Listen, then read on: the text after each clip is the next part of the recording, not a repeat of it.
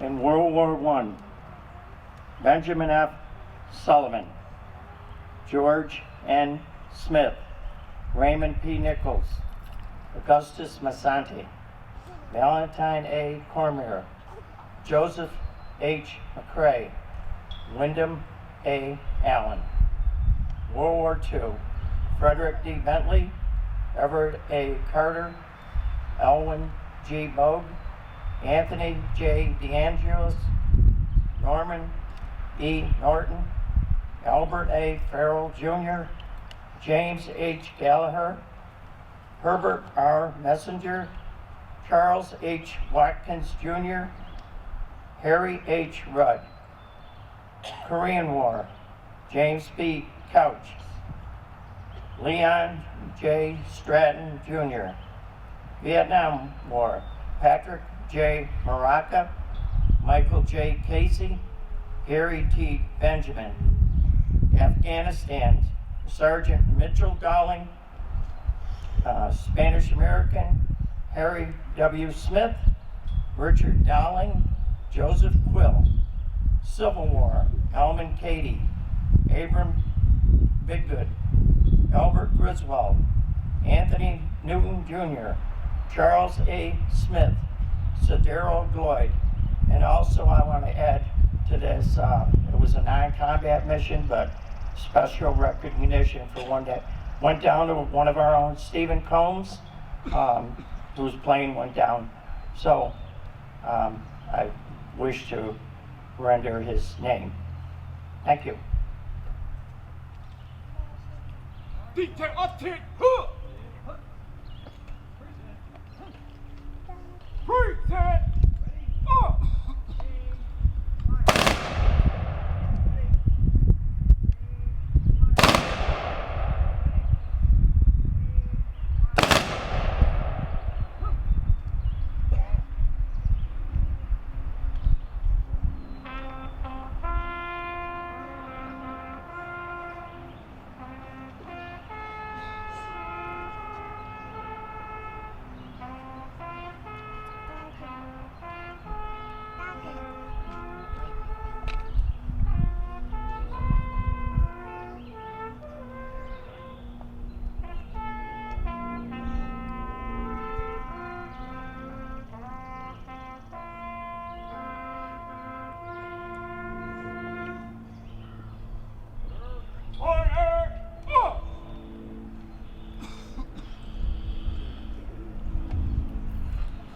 Thank you to all involved.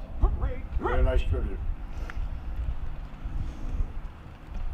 We have two students from Wacona today to present their views on the meaning of this holiday. Lucas Waltz joins the ranks with several student speakers who have spoken twice at this ceremony. A member of the junior class, he is the son of Joy and Dan Walsh of Dalton, and is joined at home by brothers Zachary and Daniel and sisters Nicole and Lakin. Lucas is proud to have been born in the Berkshires, receiving all his education in this school district, and is on the high honors list at Wacona, taking the most challenging courses, among those Latin and Spanish, and is a member of the National Honor Society. He's involved with the drama program, enjoying performing immensely. He has experience with recording and related projects, is currently working toward attaining skills in writing, learning more history, underscoring the fact that he has a serious interest in the world around us. His voice already has a professional grade to it, as he is a regular announcer of the morning news at Wacona. Those of us who heard him speak last year were not disappointed. Lucas' grandfather, Walter Walsh, served with the Navy's Seabees, and his uncle Dennis Crozier served as a supply sergeant in the U.S. Army. Folks, it is an honor to present again Wacona Jr. Lucas Walsh.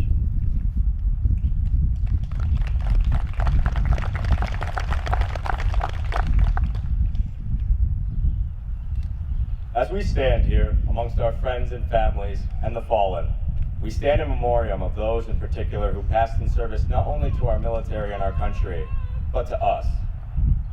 The men and women who stood for America are the subject of this solemn day's reflections. We remember those we knew and loved and those whom we do not know, for they have all sacrificed themselves for us, despite possibly not even knowing us. We choose to reciprocate and honor them equally. Each and every person who has served in the military for our flag, whether they be a soldier, pilot, or tank mechanic, has contributed to our lives. We may enjoy our rights and our freedoms because of their efforts. Each of those lost in combat have left behind a legacy which exists in our everyday lives. And we must make those men and women proud to have fought for us. We should leave our own legacies and aid others as they did. The legacy left by those who battled on our behalf consists of some of the most integral pieces of our lives, which we may take for granted at some times. The freedom of speech, for example, is critical in a democratic society. Our men and women have in the past faced off against forces that supported regimes that did not allow for such a freedom. Nazi Germany, for example, had a fascist government that did not allow for any dissent against it. In the United States, we may disagree with our government freely. We may speak out against it, critique it, and even protest it. To see just how valuable this sort of freedom is, we can look at the ultra-right regime of Jorge Videla in Argentina during the late 70s and very early 80s. Following an upheaval of the president of the nation at that time, the commander of the Argentine forces chose not to fight for freedom, but for control of the hearts and minds of his people. Videla led a government in which persons believed to be too far on the left or not on his side would be prosecuted or even kidnapped and thrown into the Atlantic Ocean. It is thought that upwards of 30,000 people were forcibly disappeared during Videla's dictatorship. These innocents were unable to even express their beliefs without punitive action being exacted by the harsh government. This displays how it is wholly possible that one can live in a place where they cannot say what they think without it being congruous to the ideals of the state. We would not be capable of having the debates we have today in a climate without freedom of speech. We are free from government punishment when it comes to expressing different ideas. This is because of our soldiers and those who accompanied them. This is a piece of their legacy. Their legacy lives on in many of our rights, but one in particular is our right to follow any religion of our choice. Though the United States is predominantly Christian, there is a great number of those who choose other faiths, such as Judaism, Islam, or Hinduism. In the same line of thought as the freedom of speech, these persons may believe in whichever deity or way of life they choose. The state may not discriminate against any for their religious values, or they may choose how they live as long as it is not aggressing upon others. To visualize a society in which this is not the case, let us reuse the example of Nazi Germany. The state, under Adolf Hitler, decided that the Jewish faith was inherently immoral and actively attacked those involved with it. This culminated in the infamously horrific Holocaust, which is one of the worst human rights violations in history. The government refused to allow the Jewish people to live as they chose, and went so far as to murder them for simply thinking differently. Though it is not known whether we entered the Second World War on part of stopping the Holocaust, we may not have even known about it, we aided the Allies in ending it. The American troops that were lost in that conflict left an impact on those in Germany alongside us, though it differs somewhat.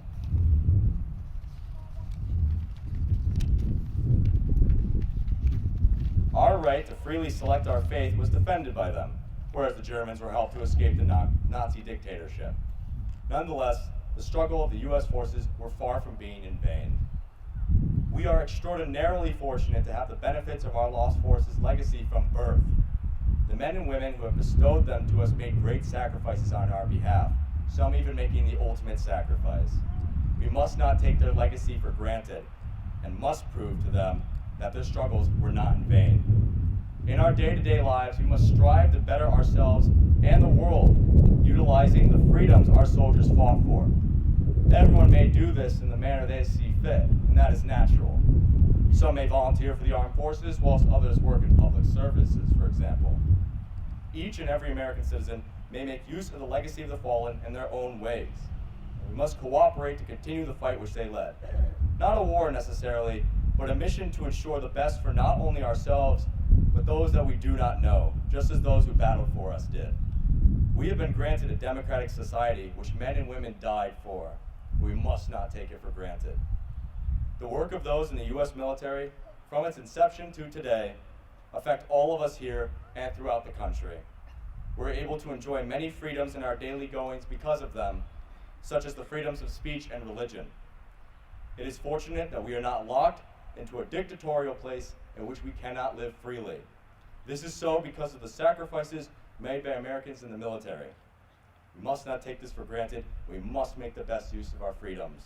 We must not forget their legacy, and for their sake, we must leave legacies of our own. Thank you.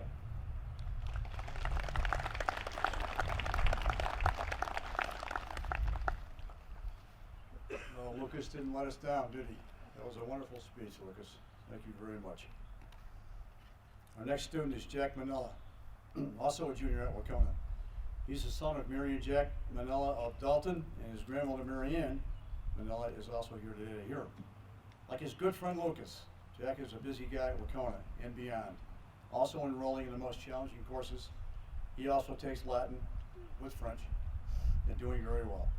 His activities include president of the French Club, member of the Latin Club, New England Math League, quiz team, Core Values Committee, CRA Youth Advisory Board, Rotary Interact, National Honor Society, and the National Society of High School Scholars, and participated in the ECHO Teach Costa Rica Service Learning Trip. I've left out a few things. He is a recipient of several Evening of Excellence Awards at Wacona. In addition, he's played in the soccer, track, and field teams. Outside of school, Jack is a Boy Scout, a volunteer for the CRA Gib Kittredge Auction, and the CRA Mayday Race, among other volunteer endeavors. Jack and family have compiled an impressive list of family members who gave military service to our country. This list of 20 on both sides of his family goes back to the Civil War, includes both world wars, the Korean, Vietnam, and the two Gulf Wars. These men served in the U.S. Army, Navy, Coast Guard, National Guard, and 2 were ROTC graduates. On his paternal side, his great-great-uncle, James Morrison, was killed in action in World War I. Mr. Morrison is buried in France, and we add this hero to our thoughts today. I'm honored to present Wacona Junior Jack Manella.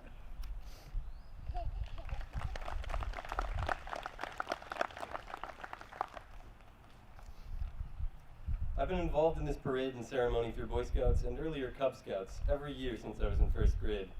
Most years, it is reiterated that Memorial Day is often taken for granted, that this is a holiday about honoring those who have served valiantly and fallen in the lines of duty, not about gardening and cookouts. And to this young version of me, this certainly made sense, but the implications of these statements never quite connected. Each year, brilliant orators would deliver speeches with profound nuances and solemn messages, but that young scout wouldn't grasp their deeper meaning. I imagine I was not alone in this. I listened intently to the ceremony, but my thoughts of the day were mostly consumed by the excitement of marching in the parade with my friends. Nevertheless, I really enjoyed participating every year, even if I couldn't exactly describe why, for I knew I was doing something meaningful. So when Mr. Callahan came to me this winter and asked if I would be interested in speaking at the ceremony today, I was excited and honored to accept his offer. Despite my excitement, though, I didn't know what I wanted to say. I thought back to all those times I stood here with my fellow scouts, to all those speeches and ceremonies, to all those times that I was told not to take this day for granted. And when I was unable to think of anything, I could not help but feel that I must not have sufficient appreciation for this day. But then I realized my problem. It was not that I didn't respect the holiday, but that I didn't know how I respected it. So I thought again of my many years with the Scouts, of placing flags on the headstones and carrying the flag in the parade, and what it all meant. It was not just an excuse to be with my friends, nor was it some gesture of simple patriotism. The American flag signified the broader spirit of Memorial Day itself. Marching along Main Street, I held the symbol of those who have served and made the ultimate sacrifice. I held the banner that represented the unity of this great country, and I held the standard that has not wavered in the face of adversity. Every year, the flags stand solemnly in the cemeteries of Dalton as a poignant reminder of those who have given so much. They act as a visible representation of the legacy of service and of the myriad people who have had such an impact on our lives today.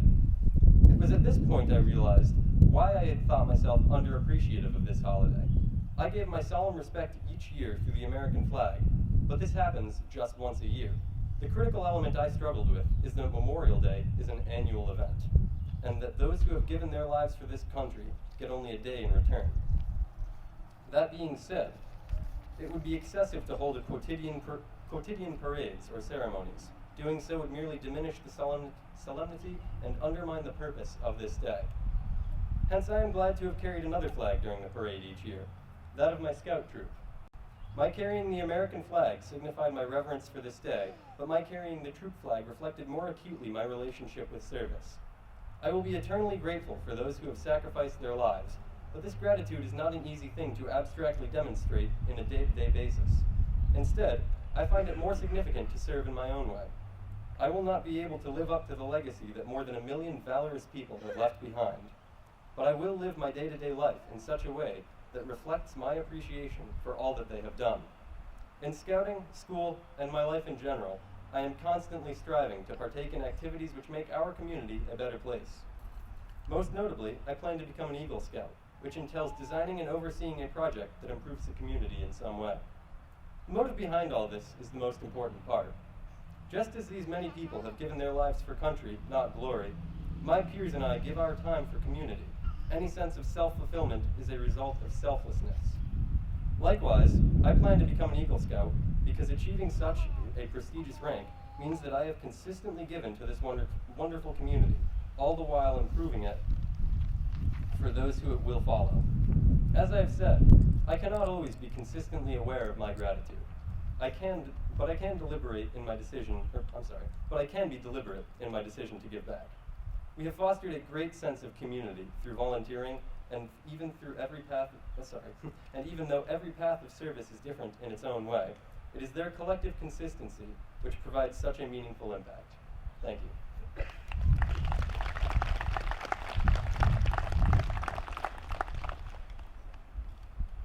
Thank you, Jack. That was great.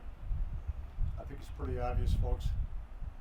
If you sat down to chat with these young men, you better be prepared. They're outstanding. They represent their families, our school district, and their communities excellently. They're shining examples of goal-oriented and well-prepared school and community citizens. All of us share the pride that all of those people that have helped them have. I thank the staff at each school in our district that Lucas and Jack attended for all they have done to assist them to get to this point. They have certainly taken advantage of the opportunities afforded. I thank Wacona Principal Aaron Robb and staff for the family culture and positive attitude fostered there. Thanks to Guidance Coordinator Kathy Grady for encouraging students to participate in this ceremony every year. As an aside, I'm going to get a copy of these two gentlemen's speeches, keep them for a while till people forget, and go on the road with them, because they were very, very good. This year's special guest and parade marshal is Dalton native and Vietnam veteran, Mr. Jeffrey Thompson, a good friend. Now residing in Lanesboro, Jeff lived on Weston Avenue growing up, attended the former Center School, and graduated in 1961 with the last class to graduate from Dalton High. Jeff attended the University of Bridgeport in Connecticut, receiving a degree in education. After graduating, Jeff joined the faculty at Massac High School in Monroe, Connecticut, where he taught for a year. Wanting to continue his education, he enrolled at Virginia Commonwealth University, obtaining a master's degree in social work. In keeping with the family tradition of serving in the military, he enlisted in the U.S. Air Force in 1967, right during the Vietnam War, for 4 years. After boot camp, his assignments included a year at Chinook Air Force Base in Illinois for avionics technical training.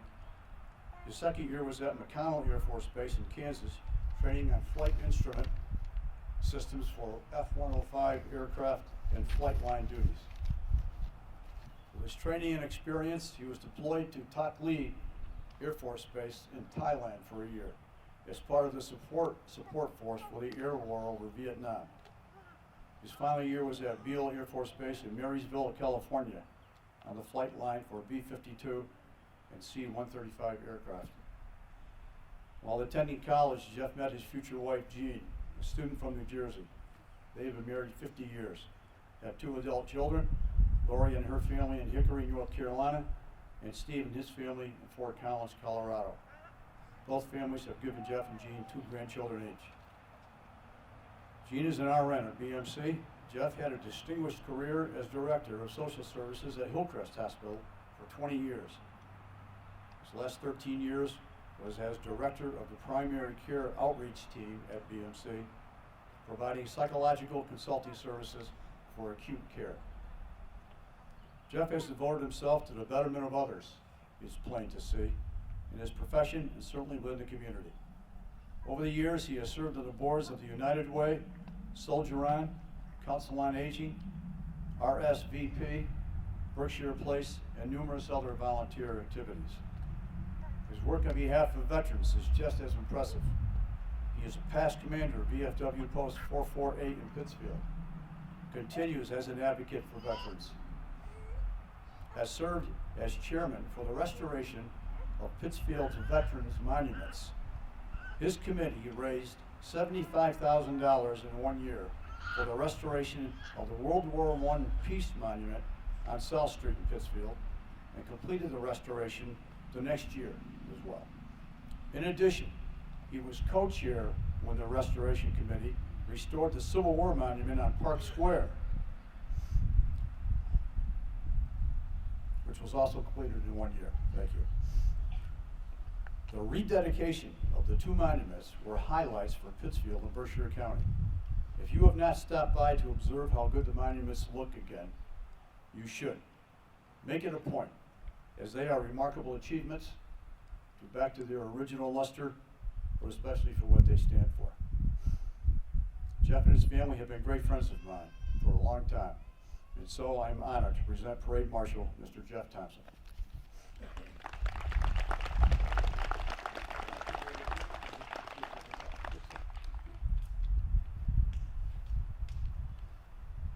Well, first of all, thank you for being here on Memorial Day.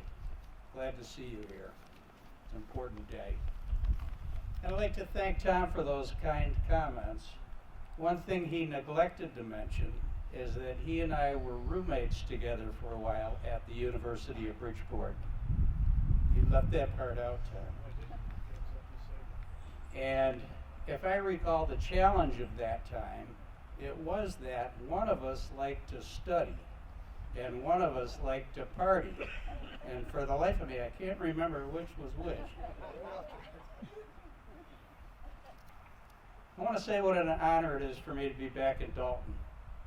Back in Dalton, my hometown. And I always felt that I was blessed and lucky to grow up here.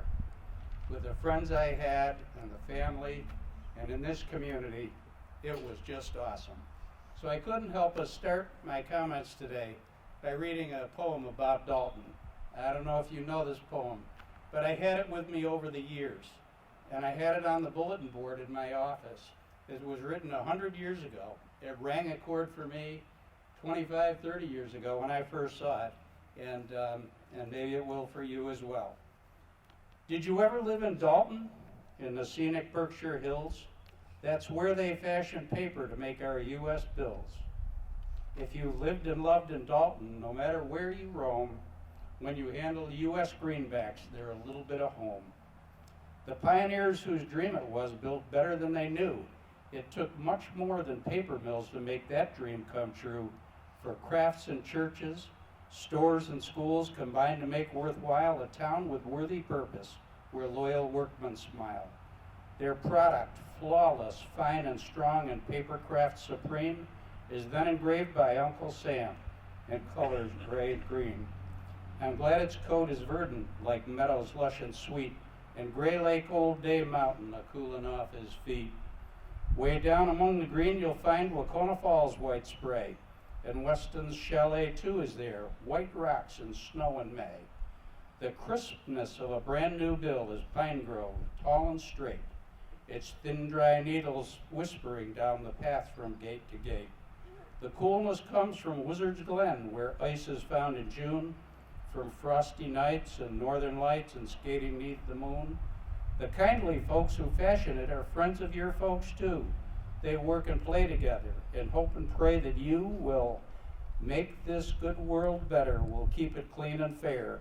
A symbol true of Dalton, its brotherhood will share. The gracious Dalton people are helping keep the tills of globe-encircling friendships piled high with U.S. bills. Though years may change, fair Dalton, ideals can never die. Fair trust in God is brought reward to keep its purpose high. Oh, you can't lose touch with Dalton no matter where you roam. When you handle U.S. greenbacks, they're a little bit of home.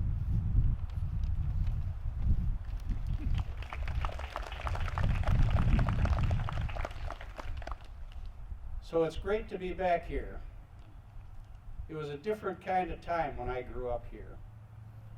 We didn't have technology. Can you imagine no cell phone? How about it? And no television. We didn't have a television until I was in junior high school. So my heroes, they weren't people that I saw on TV. My heroes were all right here in Dalton. They were within my own family.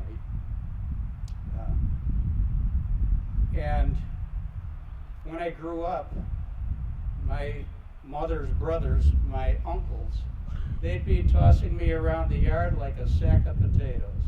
And I'd be screaming with fear and with delight as they tossed me around while my mother stood and watched in horror. It was great. And today, Memorial Day, a special day for me, kind of reminds me of Thanksgiving, where you don't really have to buy presents or get a card or do anything that's got a lot of fluff. You just have the opportunity to be thankful for all that you have. And goodness knows we've got a lot. Memorial Day, a day to reflect and be thoughtful about the sacrifices that were made by the men and women who served in our armed forces. And make no mistake, anybody who served made sacrifices, as you know. And it's like the old adage, all gave some gave all. So today, as I reminisce about the heroes that I had, I'd like to share with you the story of those fabulous uncles, the unbelievable Bellinger brothers. There were 3 brothers. My mother, Sis Bellinger, was in the middle of these 3 boys. And that turned into 4 when one of them, the youngest, Dick, brought home a friend from camp one day and announced at the supper table, "This is Mike. He's going to live with us from now on." And he did. And in those days, it wasn't like you have an adoption like with DSS or something like that. He moved in and he proceeded to live there from that point forward. And later on, when he dated and married and had children, his children became my cousins. He was forever part of our family. He became one of the boys. All of their service began in World War II. The oldest one was Ruddy. He was in the Pacific. He was island hopping in the mid-40s, in the early 40s, and I don't mean sightseeing. And the Japanese had established in a very strategic location the presence on an island where they were building an airfield. This would have given them control over the shipping lanes in the ocean and air superiority throughout that region.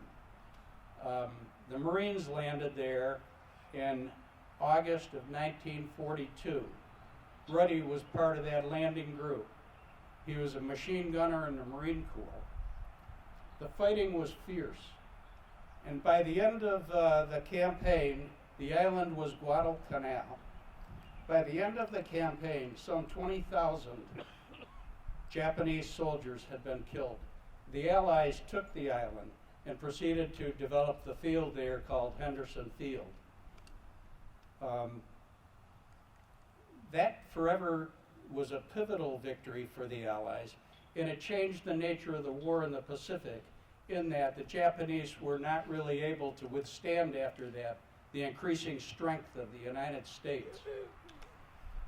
The second brother was Norm. Norm was a pilot.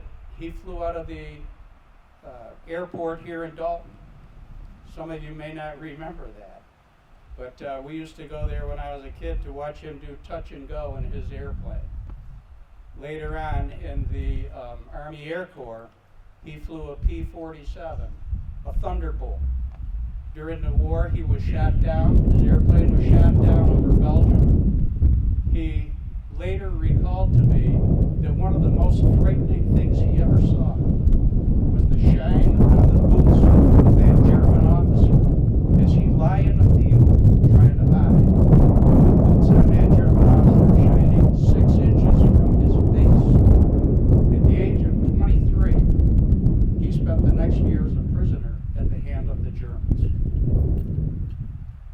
The third brother, Mike, also was captured in the war. And he, as a matter I just learned last night, there was a period in which, as a prisoner, he and Norm were in the same prisoner of war camp. I know less about his service than the other brothers, but it was a time of great angst here amongst my family on Pleasant Street, because of the 3 boys who were in the service, 2 were POWs, and the third had not been heard from. And that is about the time when baby brother, Dick, started to evolve in his military career. He, as an aviation cadet in 1945, startled the people at the base he was at when a wheel fell off the airplane during his takeoff. He was told by the ground crew that he was missing a wheel. They suggested that he bail out. He wouldn't be able to land with that. He proceeded to land despite that warning and landed on one wheel. The airplane quickly did a 180 on the runway when it landed, and the newspapers called that much to the delight and thrill of the hundreds of airmen and ground crew that saw it happen. By the time the Korean War rolled around, Dick had upped the ante on his airplanes and on his career. And I remember the news feed coming in the 50s regarding the Korean War, where the news on the radio, which we always listened to, pointed out that the Navy debuted its new airplane today. The Banshee jet flew in combat today for the first time, flew off the aircraft carrier USS Essex. And the first plane in combat was flown by Dick Bellinger of Dalton, Mass. As years advanced with Dick's career, so did his airplanes. By the time he got into Korea and to Vietnam, he was flying an F-8 Crusader off of the Oriskany aircraft carrier. He was part of Flight Group 162. In fact, he was the commander of that flight group. And in those days, in the Vietnam Air War, the numbers were quite staggering. A good friend of mine recently showed me a documentary about the air war with a focus on airplanes, Air Force planes flying from Takli and Karat. What happened was that because of the political influence in engineering how that war would go, many areas in and around Hanoi were declared off limits to American fighters. As a result, the North Vietnamese moved their anti-aircraft power into those off limits areas. The anti-aircraft was unlike any the world had ever seen before. And the pilots who flew up those rivers, up the Red River, in and around Hanoi, were faced with blistering anti-aircraft. And they became known as river rats. Dick's flight group had casualties during that time, and one pilot in particular, a young man by the name of Rick Adams, was shot down twice. The first time he ejected into Viet Cong-controlled jungle, and the second time made it to the ocean. A North Vietnamese boat tried to pick him up to capture him, and I think you've all seen some of the documentary about the condition of the American pilots and prisoners that were captured and are missing in action or died. And a boat tried to pick him up, but Dick was flying shotgun for him that day. He attacked that boat at 1,000 miles an hour, flying barely above the wave tops, and drove that boat away, and Adams was able to be rescued by helicopter. Adams later went on to become one of the Blue Angels. Dick's fate was not far off, because within 2 months, he himself was shot down. It was 35 miles from Hanoi.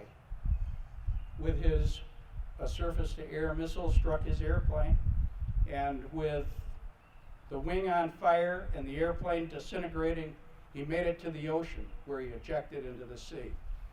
2 months later, and what he termed Retribution Day, incidentally, when he drove that ship away, he was awarded the Distinguished Flying Cross.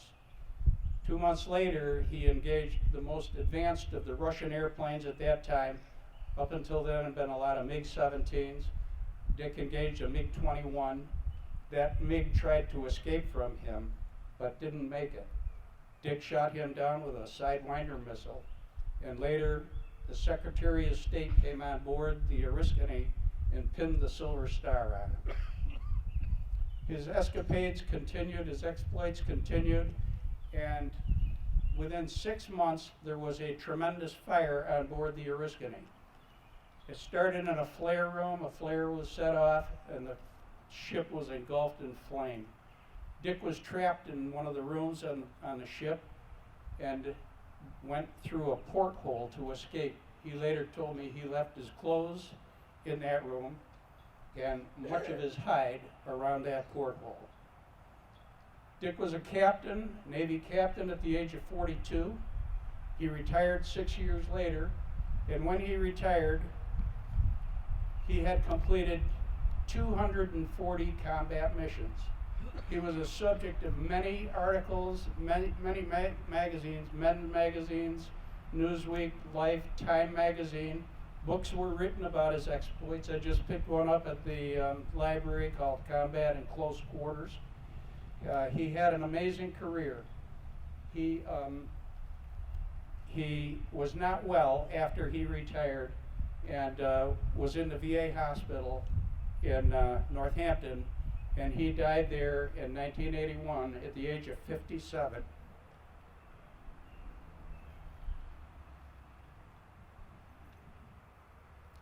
Dick loved this community, and he's not far today, right around the corner on Asphalt Street with his brother, Ruddy. Recently, I was going through some of his paperwork and came across his DD-214 and a poem that was dear to him. It was meaningful for him. The DD-214 showed the following: 3 Vietnam tours, 200 plus combat missions, Silver Star, Distinguished Flying Cross, Purple Heart, 16 Air Medals, numerous other awards. He was quite a man, a son of Dalton. In closing, I'd like to read you the poem that, if I can get through it, that was meaningful for him. It's called High Flight by John McGee. Oh, I have slipped the surly bonds of earth and danced the skies on laughter's silver wings. Sunward I've climbed and joined the tumbling mirth of sun-split clouds and done 100 things you have not dreamed of. Wheeled and soared and swung high in the sunlit silence. Hovering there, I've chased the shouting wind along and flung my eager craft through footless halls of air, up the long, delirious, burning blue. I've topped the wind-swept heights with easy grace, where never lark or even eagle flew. And while with silent lifting mind, I've trod the high, untrespassed sanctity of space, put out my hand and touched the face of God. Thank you.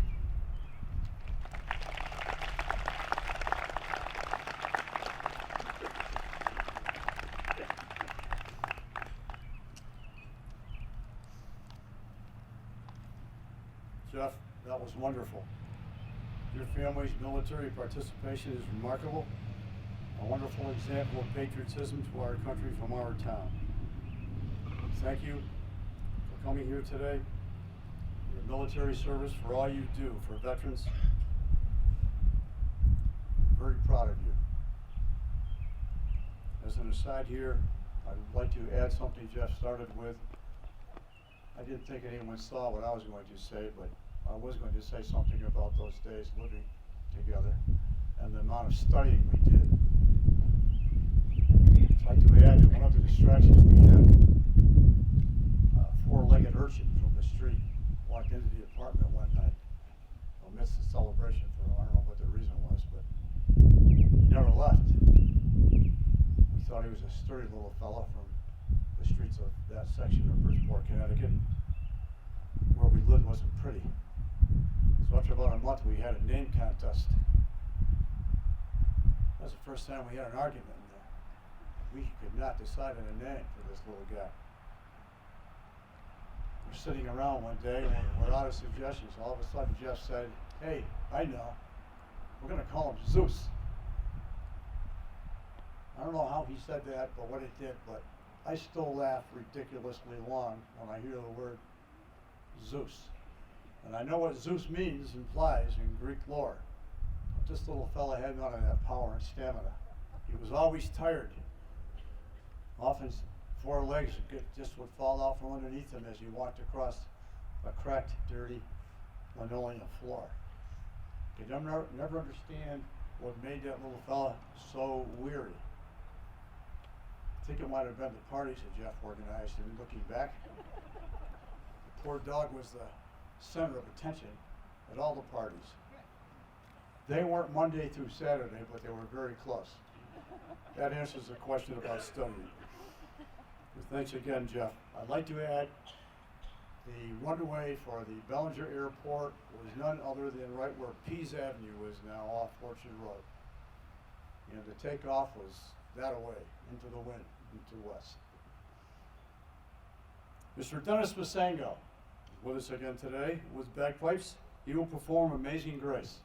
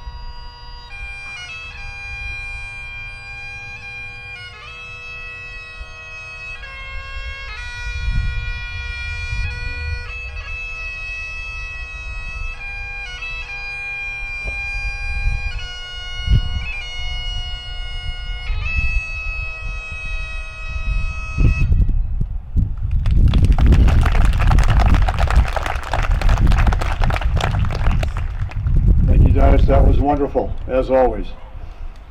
Dennis is here for us every year. Folks, I'm going to summarize the rest of this program. I'll be through this in a few minutes. On behalf of the families of veterans, I thank Commander Dassett for coordinating the placement of over 1,200 flags on our cemeteries. He's assisted every year by Scout Troops 4 and Cub Scout Pack 42. Tim Crocker and Zach McCain Kevin Duncan are helpful with this, as is Ms. Dawn Sickle, a teacher at Craneville School, who every year organizes the fourth graders. 1,200 plus flags. Thanks for that. Following today's ceremony, the Legion Firing Squad will pay tribute to veterans in Ashland, Fairview, and East Main Street cemeteries, and then we'll go on to Hinsdale to participate up there. I'd like to take just a moment to recognize any active duty military personnel from Dalton or from wherever who have come here today to be part of this ceremony. Thank you very much for your service. Our thoughts are with you.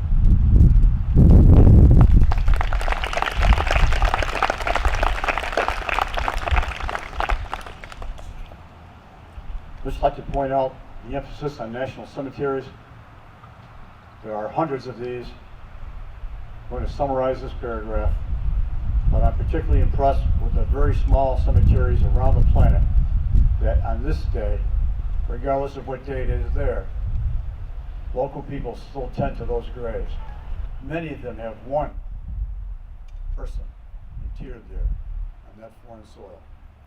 It's always impressed me that every year, hundreds of people in countries that this country assisted take time out to tend to the graves of the people that gave their lives there. More or less stands to reason that just for that reason, we should never forget the sacrifice that people have made. Because as we know, most of that sacrifice, if it ends the wrong way, happens overseas. For those we must remember in mind, here and overseas, I call on Reverend Lamberton for the benediction.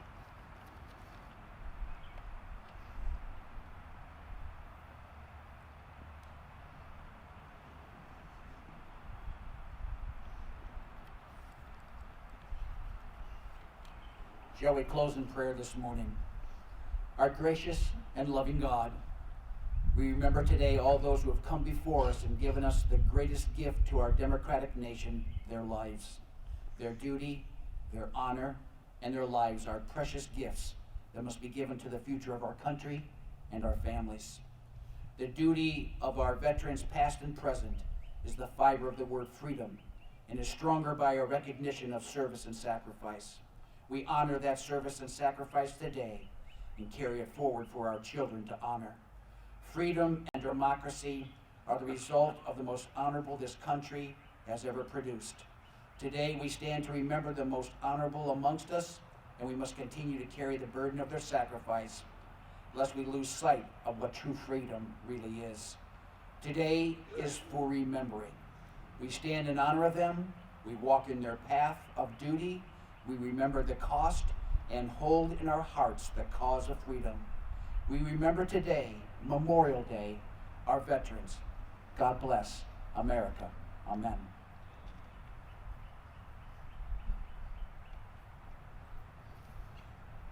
Thank you, Robert. It's very nice. Much appreciated.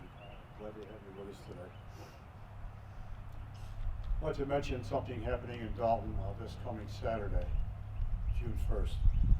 You might remember that in 2013, this Memorial Day ceremony was dedicated to Army Specialist Mitchell K. Dowling, who just a few weeks before Memorial Day lost his life in Afghanistan by enemy fire.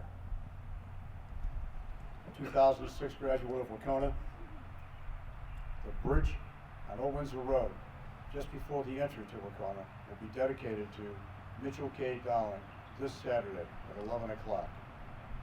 His family does not live here anymore, but there will be many of them present. The public is certainly invited and welcome to attend. I'd like to thank John Ostresh from Dalton Community Cable for coverage every year.